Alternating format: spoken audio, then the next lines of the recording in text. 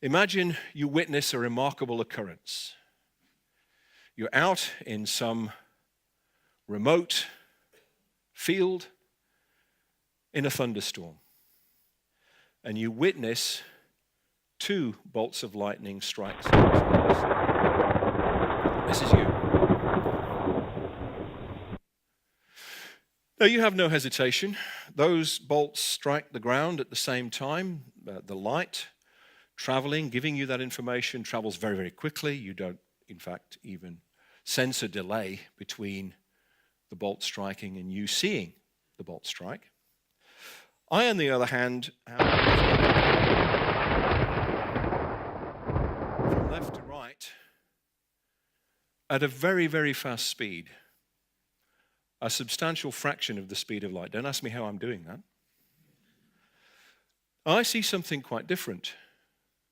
In this situation with the twin bolts striking the ground, because I'm moving from left to right, I see the right-hand bolt strike first, because the light, and remember, I'm traveling now at a substantial proportion of the speed of light, the light takes a finite time to reach me, and it gets to me sooner, because I've moved to the right, than the left-hand bolt that takes actually a bit longer because it has a bit more ground to cover.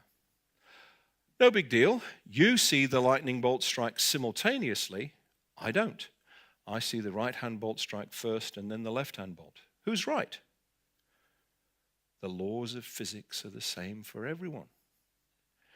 If you accept that first principle and you accept that the speed of light is finite and constant, then you have no choice but to say there can be no such thing as absolute simultaneity. I might witness two events that are simultaneous in one frame of reference, as it's called, but there might be another frame of reference which is moving relative to the other where things aren't simultaneous. And if I cannot get a sense of there being absolute simultaneity, it means basically there is no such thing as absolute time. Now, we all know that out of this little set of mind games that Einstein played with himself as he was actually working as a patent clerk in the patent office in Bern in Switzerland, resulted in Einstein's special theory of relativity, published in 1905, as I've said.